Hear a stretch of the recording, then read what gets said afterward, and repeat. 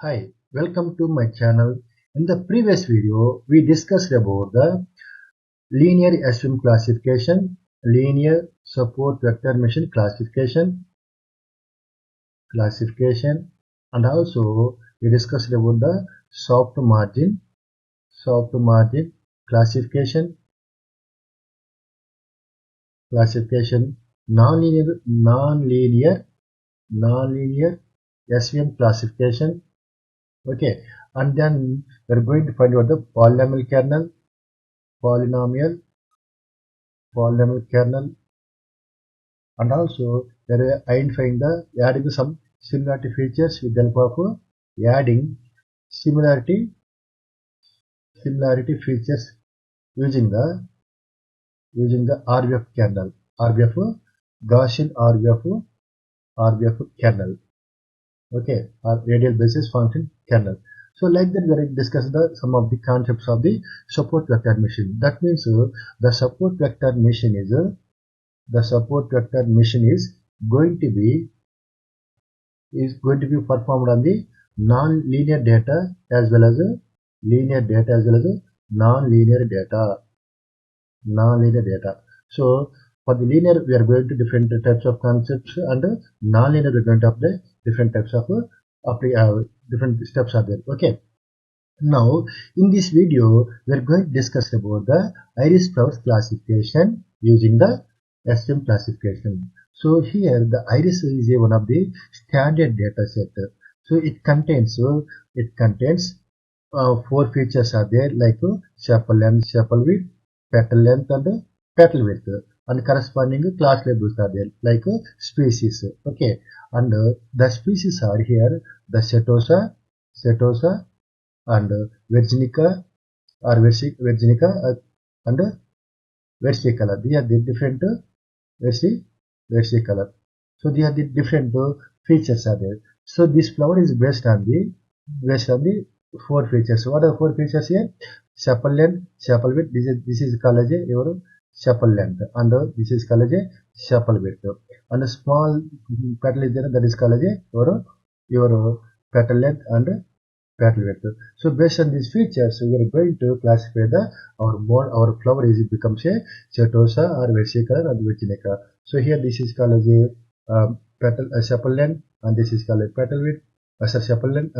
This is called as a sepal length, sepal width, and this is called as a petal length and petal width. So based on the features, we are going to classify the given data image is a flower is a Setosa or Virginica or Versicolor. That is our aim. Okay.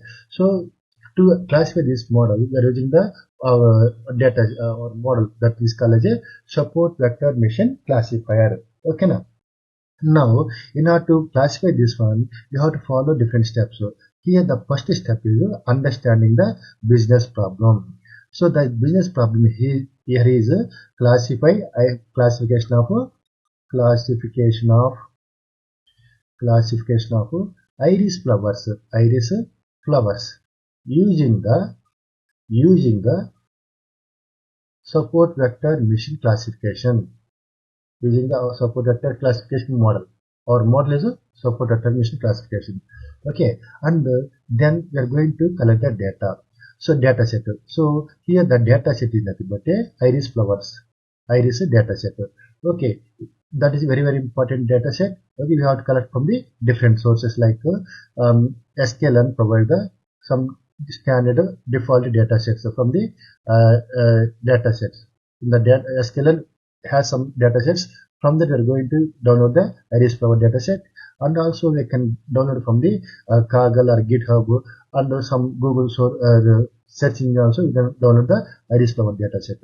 Now here iris flower data contains four features are there: sepal length, sepal width, petal length, petal width, and corresponding species.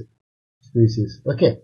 Now here the data contains that iris flowers contains 150 rows are there, 150 rows, and four features and one class label is there. Okay, this is the overall the description of our data set. Okay now. Here it contains 140 150 instances are there. Okay, Now, like that, it contains some information are there. Okay, so it contains 150 rows and 5 columns. In the out of 5 columns, 4 columns, 4 are features, and one is becomes a corresponding class label. One is become class label. That is a species. Okay, like Setosa, Versicolor, Setosa, Versicolor, or Virginica, and Versicolor. Okay, these are the three classes are there. Now, we are reading the data from the different sources. The second step is pre-pass the data. In the pre-pass data means if any values are missing in the corresponding column data or row data, we are going to replace it with other useful information with the help of column sampling or column average value, column minimum value, or row minimum value, row maximum value. Like that, there are the different approaches are there. Based on that, we are going to replace the missing values, and also we are going to remove the unnecessary data from our data set. Simply that process is called a data pre-processing, and then we are going to split the data into training data and the testing data. So here the training data is divided into the entire data set is divided into two parts. Okay, one is for the randomly we are dividing the data into two parts. One is for the training purpose. One is for the training purpose. One is for the training purpose. One is for the testing purpose. Okay, so here out of 150 rows, 70% of rows are used for the training purpose, and remaining 30% of data is used for the testing purpose. Okay, now like that we are going to split the data into two parts. So here we are having the thing, we are having the features now that is sepal and sepal width, petal and petal width. These are called as a features. Okay, that is also represented in the form of a X, and class labels are there now. Those class labels are represented in the form of a Y label. So that training is once again divided into two parts. Okay, that is called as a X train data, X underscore train data, and the corresponding class labels are put in the form of a Y underscore train data. Unlike that, the remaining test data also divided into two parts. That is okay, X underscore test data, and corresponding class labels are put in the form of a Y underscore test data. So that means the data set divided into four parts: X train, X test, Y train, and Y test. So like that we are going to divide the data into four parts. That is called as a split the data into training data and testing data, and then develop your model. Here the model is we are going to apply a model called as a support vector mission classification, support vector mission, SVC. Okay, support vector mission. We are going to develop a model. That model is called as support vector mission. Okay, then train the model with using the training data. So for this model, we are providing for example, the model is a support vector mission. For this model, we have to provide the X underscore train data and the corresponding Y underscore train data. So based on this training data of X train and Y train, we are going to train the model. Okay, train the model. That is called as a train the model using the training the data. Then test the model using the test data. Then after training the model, we are going to test the model. Okay, we are going to predict the variable Y underscore predicted value equal to, we are going to with the help of our trained model, we are going to predict the value of the predict the values of the corresponding class labels with respect to our X test data. Okay, now we are going to get the new values. So these are called as a predicted value, Y predicted value, and we are having the actual Y test data. Okay, now we are going to compare the Y predicted values, Y predicted value with respect to actual test data. Now if both are the same, that means there is no error in the data set. If both are the different, then that means there is error in the data set. Based on this actual value and the predicted value, we are going to find out the performance of the model. So that is evaluate the performance of your model. Now with the help of confusion matrix, we are going to find the performance of the model. Like here, we are having different types of performance metrics are there, like accuracy, precision, recall, F1 score. Okay, like there are different performance metrics are there.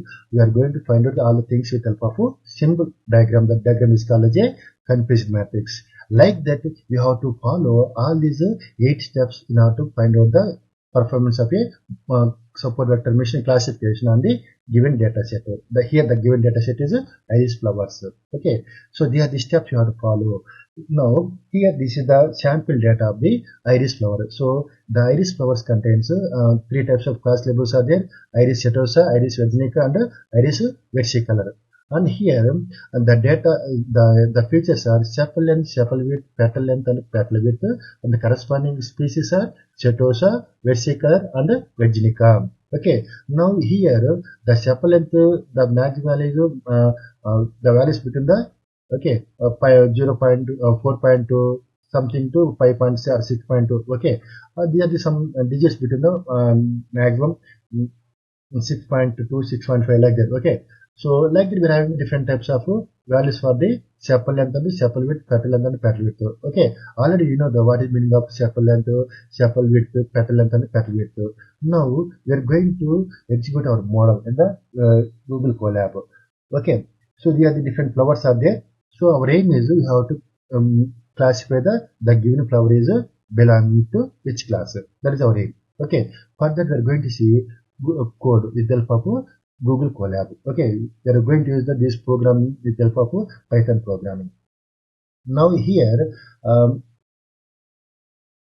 the major thing is we are going to use the Scikit-learn. The Scikit-learn provide the support vector classification. So that is provided, that is there in the from class Scikit-learn.svm.svc. SVC is nothing but a support vector classification. Here it contains the different hyperparameters. These are the different parameters. Now these parameters are C equal to 1.0, kernel equal to RBF. This is very important in the support vector classification. So one is a kernel.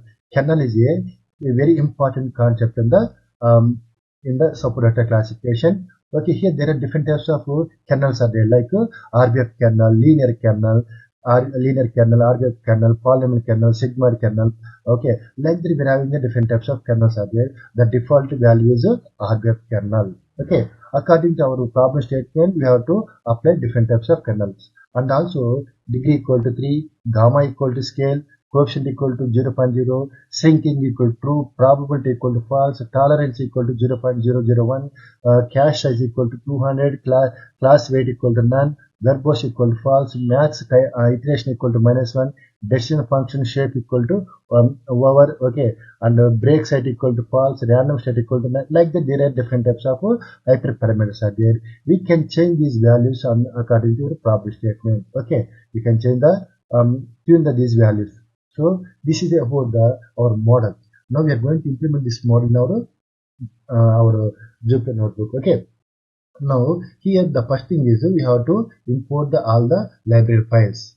Okay, like NumPy, Pandas, Matplotlib, Seaborn. Okay, here the models are in order to split the data into 2 parts, that is training purpose and testing purpose. We require the from sklearn dot model underscore selection. We are importing the training underscore test underscore split, and then our model is a support vector classification. That is from imported from sklearn.svm. Okay, and metrics also very important. To find the performance of model, we are going to import the metrics. So they are the different library files required to perform our task. So then next step is we have to store our data set in our Google Drive. So you have to connect the Google Colab with our Google Drive, and we have to extract the data from that Google Drive into our environment. So for that we require the from google.colab import drive.mount. That contains the parameters are /content/drive. It connect our Google Drive. Okay. Then we are mount it our drive, and we are going to access the data, whatever the data in the Google Drive. Okay, so next thing is I'm going to give the names of the our features of the our data set, that is sepal length, sepal width, petal length, and petal width, and classes. They are the different features. These are the features. Okay, sepal length, sepal width, petal length, and petal width, the corresponding class labeled. Okay, uh, then we are going to read the data set from the our Google Drive. Okay, so that is a pd dot read underscore csv. The type of data set is a csv file format. So that the shape of our name of the data set is a 8 underscore 8 hyphen dataset dot csv. So that is there in the my drive. So we are going to read the data set, and we are adding the names. What are the names are provided here? That is sepal length, sepal width, petal length, and petal width classes. That is added to our data set as a header. Okay. Now we are going to display the data set. It display the all the data set. Okay, sepal length, sepal width, petal length, and petal width, and the corresponding classes. So here these are the 150 rows are there and 5 columns are there. Now we are going to display the data set describe. So it display the what is the how many elements are in the sepal length, sepal width, petal length, and petal width. All contains 150 in 150 values are there. Okay, and the mean value of the sepal length is 5.84, and the mean value of the sepal length is sepal width equal to 3.05, petal length is 3.7875, and petal width is 1.1, like that. So we are finding the minimum value and the maximum value and everything we are finding here. Okay, so the minimum value of this sepal length is 4.3, the maximum equal to 7.9. Okay, like that we are finding all the values. So then we are going to split the data into two parts. One is x and y. The x is nothing but features, and y nothing but class labels. Okay, so now here in order to display separate data into x and y, we are going to use the command like dataset dot allocation colon comma, okay, colon -1. That means all the columns, all the rows followed by all the columns except the last column, that is stored in the x axis, x value, x variable, and y equal to dataset dot allocation colon comma -1. So here the -1 is the last column, that y is called as the last column. That's why we are using the -1. Okay, only one column that is stored in the y value. So now we are displaying the x value. It displays all the 4 features. Okay, it contains 150 rows and 4 columns. And we are displaying the y value. It contains 150 rows and 1 column. Okay. Now if we display the print dot x underscore x dot head, it displays the top 5 rows, 5 instances. And also we are displaying the x dot info. It identifies the all the features and what are there any missing value in the data, or what the type of data set, everything is displayed here. So here the 4 features are there. The 4 features are one, it contains each and every element, and all are not null, and all the type of the data is float 64 type. Okay, and also we are displaying the y dot head. That means the column features corresponding class labels. Okay, top 5 rows are displayed here. And y dot info, if you display that one, it contains 150 rows are there, all are not null, and the type of that data is object type. Okay, now we are going to after here all the data are present, and all are sample data, simple data only. So that's why we are not performing any pre-processing step. Then we are going to apply the concept called splitting the data into 2 parts, that is training and testing.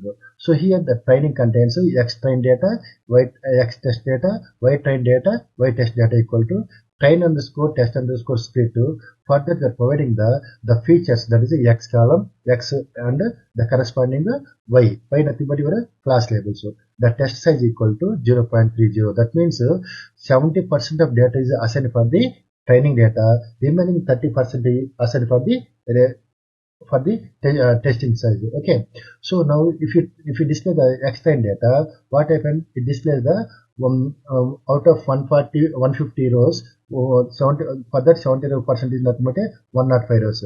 105 rows and 4 columns are displayed here. Okay, x train is equal to sepal length, sepal width, petal length, and petal width, and randomly we are assigning the out of all the 150 rows, randomly we are assigning the for the x train data and corresponding testing data. Okay, Now, if you display the xtrain underscore xtrain dot info, it contains all 105 rows. All are filled with some not null values. Okay, and all are belonging to floor 64. Okay, so this is about the xtrain data, and also we are displaying the xtest dot info. It displays the remaining 45 rows, 45 entries, remaining 45 entries. Okay, those are also in the form of a randomly assigned for the testing. Okay, so if you display the testing data and so see this one, the index values are the randomly. Okay, so this is about the X test data.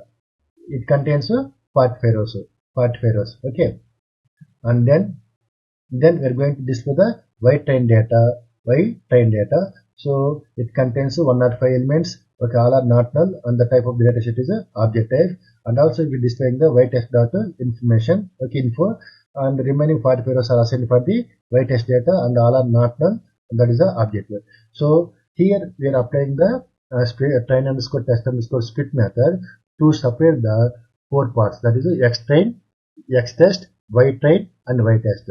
Okay, so we are divided it into four parts. Okay, then we are building a model. What the model? So here there are different types of kernels are there now. Kernels. So here the kernels are equal to RBF. Okay, linear, polynomial, RBF. So all these three types of kernels are applied here. Okay, so initially we are applying the linear kernel on the our data set. So from the Scikit-learn.svm we are importing the support vector classification. So our model is a SVC model equal to SVC. For that we are providing the default some parameters. Okay, C equal to 0.1, kernel equal to linear, gamma equal to 1. So this is our model. The first model is a linear model. The kernel equal to linear. So here based on this model we are going to train the data. So for this model SVC-model dot fit function, we are providing the X train data and the Y train data. So the model is a SVC classification, C equal to 0.1, gamma equal to 1, and kernel equal to linear. So now for this model, we are using this model, we are going to predict the corresponding class labels. So SVC-model dot predict X test data. So based on the X test data, we will predict the corresponding class labels. Now the predicted values are iris, Setosa, all these are 45 different class labels. Okay, based on the three types. Now we are going to display the all these actual original value and predicted value, whether they are correct or wrong. Okay, so for that we are I equal to 0, that means starting equal to 0, and all the remaining to increase the value up to 45. So for label label in the Y test, print the label corresponding predicted value. Okay, and end with the column. So if the label equal to predictor of I, both are the same, we are going to display correct value. Else we are going to display wrong value. So after we execute this statement, we are going to get the original label, corresponding predict label, correct the whether it is correct or not. So if the check the first one iris Setosa, and also your predictive value as a iris Setosa only. So like that both are the same now. So that's why printing the output as a Setosa, correct value. Okay, like that we are going to compare the original value and the predicted value, both are the same. We are displaying as a correct, otherwise we are displaying as a wrong. So this is about the things. Now based on this predicted value, we are going to develop create one matrix. That matrix is called as a confused matrix. That confused matrix in the matrix dot confused matrix. For this confused matrix, you have to provide the actual data, that is Y test data, and predicted data, that is called as a Y predicted data. Based on this data, actual data and the predicted data, we are going to generate the model. That model is called as a confused matrix. Okay, so here the confused matrix, display the confused matrix, it contains 3 rows and 3 columns. The row wise are called as actual values, and column wise are called as predicted values. So here the 17 element, the row wise 17 Setosa classes are there. These 17 Setosa classes are correctly classified as a Setosa, okay, by our model.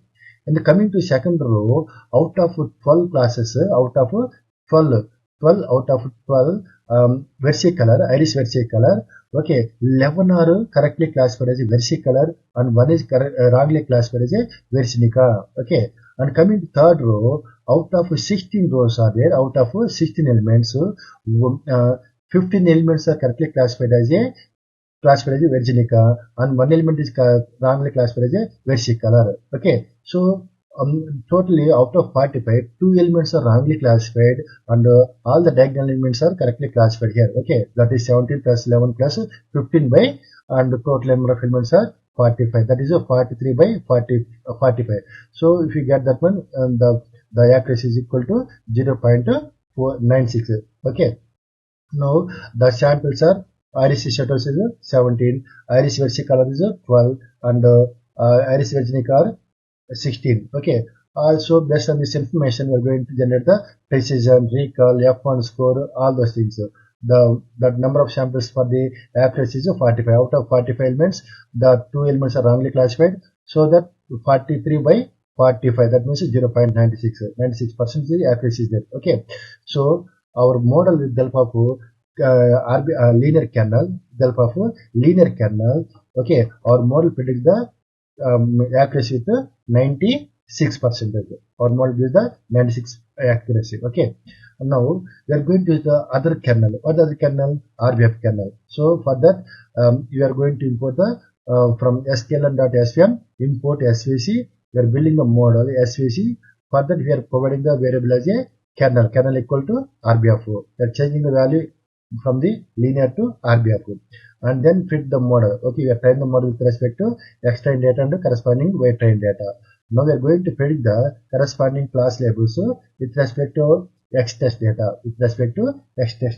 So here we are going to get the output in the form of a virtual label and a predicted label, and whether they are correct or not. Okay. If both are the virtual label and predicted label both are same, we are getting the output as a correct. Otherwise, we are getting the output as a wrong. Now we are going to check the creative matrix. That matrix is called as a confusion matrix. Matrix dot confusion matrix with respect to actual Y test data and predicted Y data predicted data with respect to the kernel RBF kernel. So here we are getting the output in the form of a matrix. So that matrix shows the 17 Setosa classes are there. Those 17 Setosa actual classes are correctly classified as a 17 Setosa only. And now here out of 12 versicolors are there. Versicolor elements are there. Out of 12 elements, 11 are correctly classified as a versicolor and 1 is classified as a Virginica. And coming to second and third row, that is out of 16 Virginica are there, and but our model classifies the 15 correctly classified and 1 is a wrongly classified as a Versicolor. Okay, so that means the total number of correctly classified elements are 43. The total number of elements are 45. That means 43 by 45. This also gives the accuracy as a 0.96. Okay.